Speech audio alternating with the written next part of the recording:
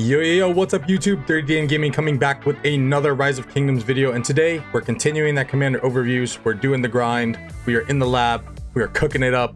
Today we're going to be talking about the next infantry commander that will be in the Wheel of Fortune once you enter Season of Conquest, so let's check him out, the legendary Viking. Alright, so here we have our man, the Hardrada, Mr. Harald Siggurdson. Harald is an infantry, conquering, and skill damage commander. Anytime you see the conquering tree, is always very nice because you know you're going to be able to take a little bit less counterattack damage taken from the one talent within the conquering tree, which is Buckler Shield. Conquering tree is always very nice, and he is a skill damage commander. Let's jump into his skills to see how effective he is as a skill damage dealer. First skill is Berserker. If not surrounded, troops led by this commander deal direct damage to the current target, direct damage factor up to 1200. If surrounded, troops deal direct damage to up to 3 target troops within a circular area of effect, direct damage factor up to 1500. Damage dealt to each target is reduced by 15% for each additional target. After using the skill, troops gain up to 20% increased damage for 2 seconds. So you can already see a little bit here that Harald is giving you some signs of, hey, stop, don't swarm me. However, in the open field, that is a little inevitable. You're going to have to swarm marches in the open field. So you can start to see the anti-swarm functionalities of Harald already coming into play with just his active skill. Usually we see it in the form of a passive skill, which we will see, spoiler alert. However, to get this aspect within the active skill is very nice. And then anytime you are getting a damage bonus is something that you always want. Next skill, Viking Battle Axe. When attacking strongholds and cities, infantry units led by this commander gain up to 10% increased attack, and whenever they take damage, they have a 10% chance to reduce that damage by up to 30%. This damage reduction effect can trigger once every 5 seconds. So you do get an aspect of tankiness here. You're getting some damage reduction. However, you can only proc this about every 8 turns because you have to wait for this to essentially finish, right? And whenever they take skill damage, this reduction effect can only take I never realized that it doesn't tell you for how long you're taking reduced damage. If anyone knows, please leave a comment down below. But you are getting some aspects of tankiness. Okay, so here we have Harald's third skill. Now this is where things start to get a little bit interesting. So we have a Ringen Guard. Infantry units led by this commander gain up to 30% increased attack and up to 10% increased march speed. When this commander uses their active skill, all infantry units under their command gain up to 5% more attack but lose 5% more defense. This effect lasts 8 seconds and can stack up to 15 times. So anytime that you are accumulating another stack, you are essentially going to be refreshing that timer of 8 seconds.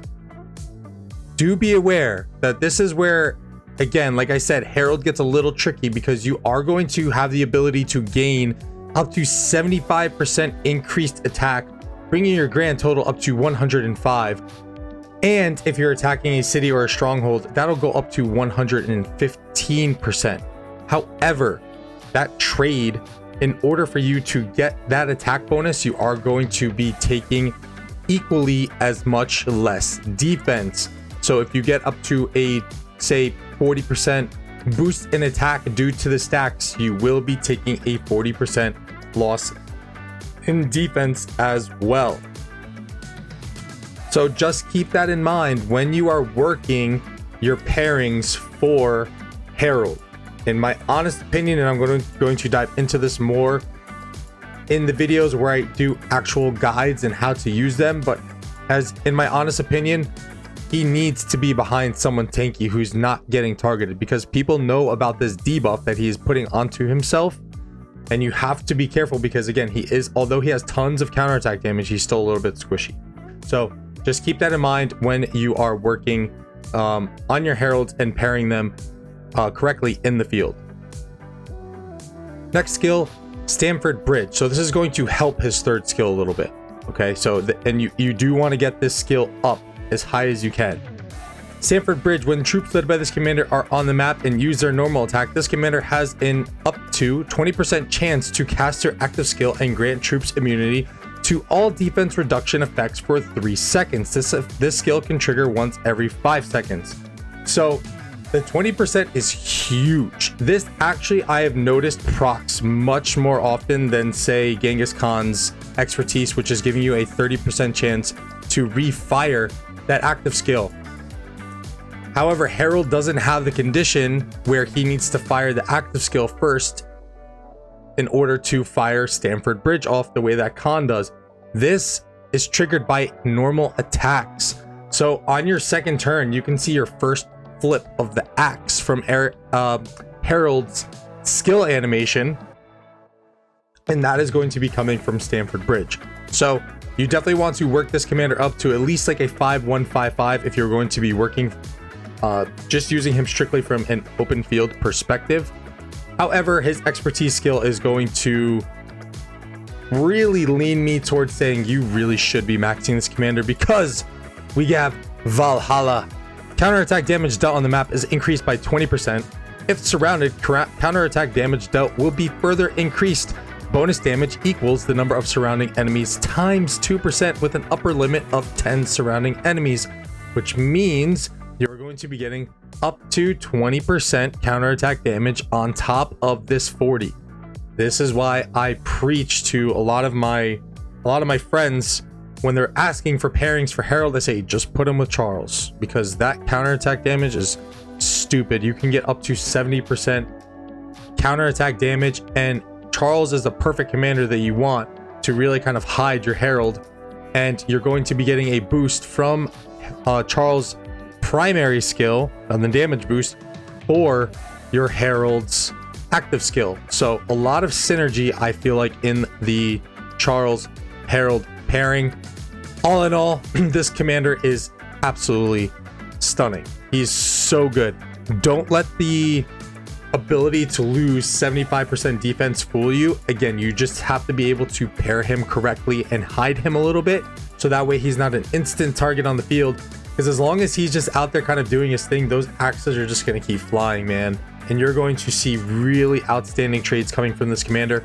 Harald is going to get our dirty 2 thumbs up in Season of Conquest gameplay. And on top of open field, I mean, he's obviously a current rally meta at the moment. Card up in the top for any of you guys who didn't catch my stream. I'll be sure to leave in the description down below a timestamp for the stream where we did a 2-hour double rally on the pass against 2070 with a double Pakal Harald. So be sure to check that out if you want to see a little bit of Harald in action in a prime time rally combination. In summary, Harald again is just amazing. He does a lot of things very well. He has tons of anti-swarm functionalities.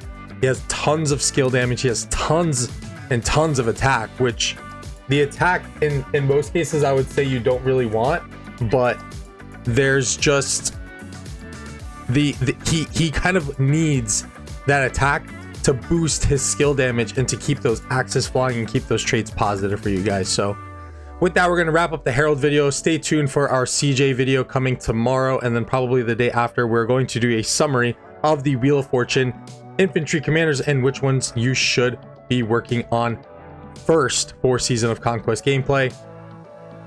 As always, thank everyone so much. I appreciate all the love. If you enjoyed the video, please consider slapping a like down below and subscribing as well. And if you want us to talk anything else about commanders, Harald, if I missed anything, please leave a comment down below. Not perfect by any means, but we're having fun. So enjoy, guys. Enjoy the rest of your weekend, and I'm out. Have a good one. Peace.